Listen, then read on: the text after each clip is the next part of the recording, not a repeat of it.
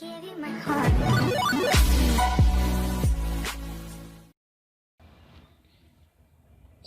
Bapak Ibu Saudara-saudari dimanapun kalian berada. Kembali lagi bersama saya Samuel Risa Smith Batubara di channel Kristen Bersaksi.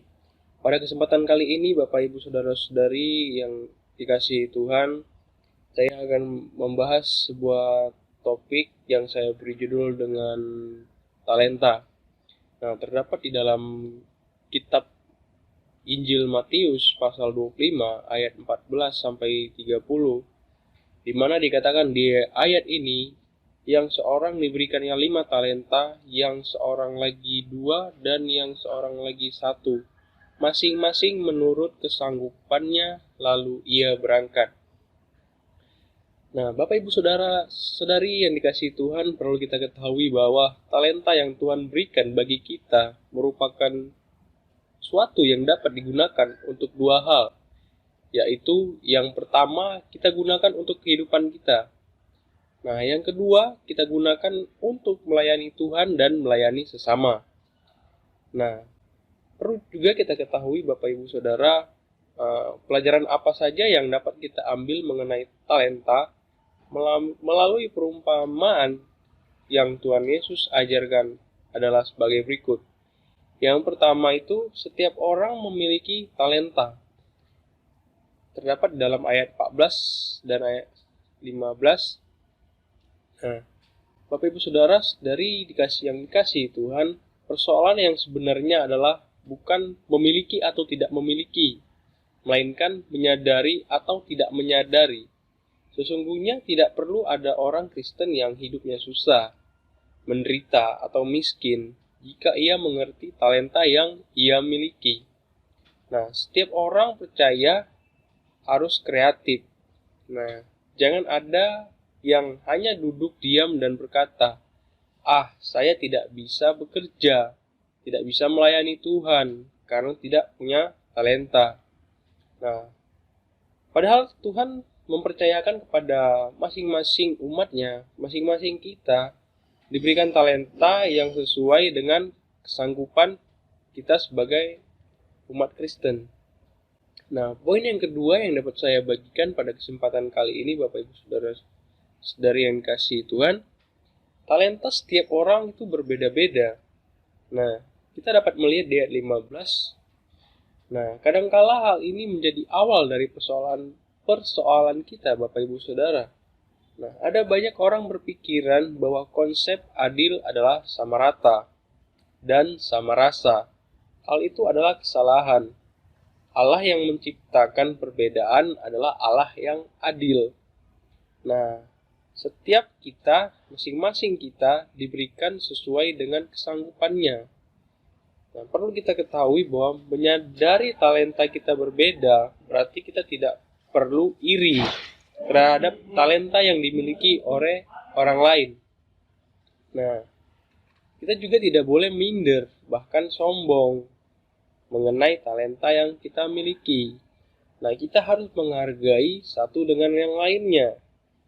Nah, saya memberi contoh seperti ini. Ketika kita bisa main musik, nah, kita memiliki teman yang tidak bisa main musik. Alangkah baiknya kita mengembangkan talenta kita ini atau membagikan talenta kita ini kepada orang yang mungkin membutuhkan. Nah, jadi setidaknya kita memiliki satu talenta, jika kita kembangkan bisa menjadi 2, bisa menjadi 3, 4, dan sampai seterusnya. Nah, poin yang ketiga mengenai talenta yang terdapat di dalam Injil Matius 25 ayat 14 sampai 30, Bapak Ibu Saudara-saudari yang dikasihi Tuhan, poin yang ketiga yaitu talenta yang kita kembangkan pasti berbuah. Nah, terdapat di ayat 16 sampai yang ke-17, benih yang Allah berikan kepada kita selalu benih yang subur. Nah, begitupun dengan talenta yang Tuhan berikan, akan berbuah jika dikembangkan.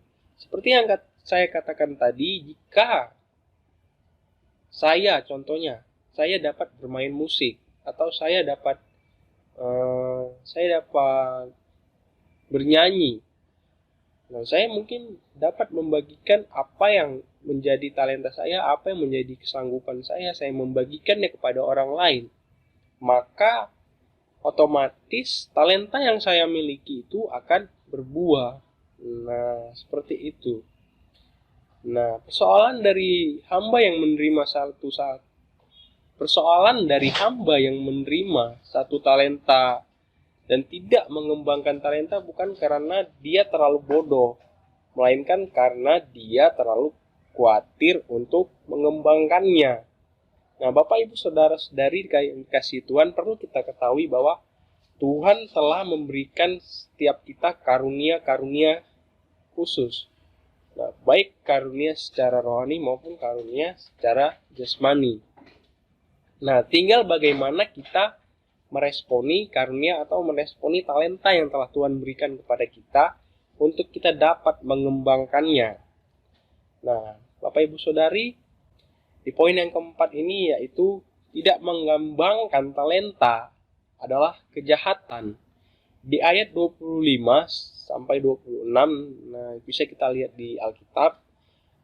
Nah, Tuhan memberikan talenta kepada kita untuk hidup kita sendiri dan untuk melayani Tuhan dan sesama. Talenta yang kita miliki seperti bisa menyanyi, bisa bermain musik, worship leader kita bagus, pujian-pujian kita kepada Tuhan bagus. Nah, itu kita pakai untuk melayani Tuhan dan melayani sesama, bukan untuk sebagai kita pakai untuk membanggakan diri kita sendiri. Nah, jika kita tidak mengembangkan talenta, berarti kita tidak melayani. Nah, hal ini juga Bapak Ibu Saudara-saudari di mana berada, hal ini juga berarti bahwa kita tidak menjadi berkat untuk orang lain. Nah, kita menjadi orang yang egois. Kenapa saya katakan egois? Karena kita tidak membagikan apa yang kita punya kepada orang lain. Kita hanya mementingkan diri kita sendiri. Kita tidak mementingkan kepentingan orang lain juga. Nah, dan tidak mau mengerti penderitaan orang lain.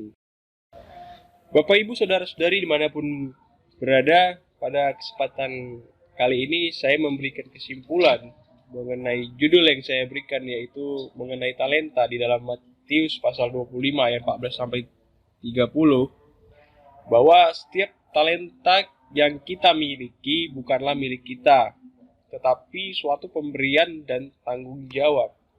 Nah, bagaimana kita dapat mengembangkan talenta kita? Nah, itu tergantung dari pribadi kita masing-masing. Bagaimana kita meresponi talenta yang telah Tuhan berikan. Maukah kita membagikan apa yang telah Tuhan berikan kepada kita, apa yang telah Tuhan titipkan kepada kita, maukah kita membagikannya kepada orang lain? Nah, itu dimulai dari diri kita sendiri. Nah, Allah menitipkan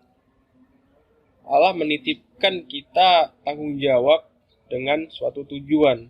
Nah, yaitu raihlah mujizat dengan talenta yang Allah berikan kepada kita. Nah, demikianlah perenungan yang dapat saya sampaikan pada kesempatan kali ini. Semoga dapat memberkati Bapak Ibu Saudara-saudari dimanapun berada, dan kiranya berkat perenungan ini tidak hanya sampai pada Bapak Ibu Saudara-saudari, melainkan berkat ini boleh terus berlanjut kepada orang-orang di sekitar kita. Terima kasih, Tuhan Yesus memberkati. Shalom.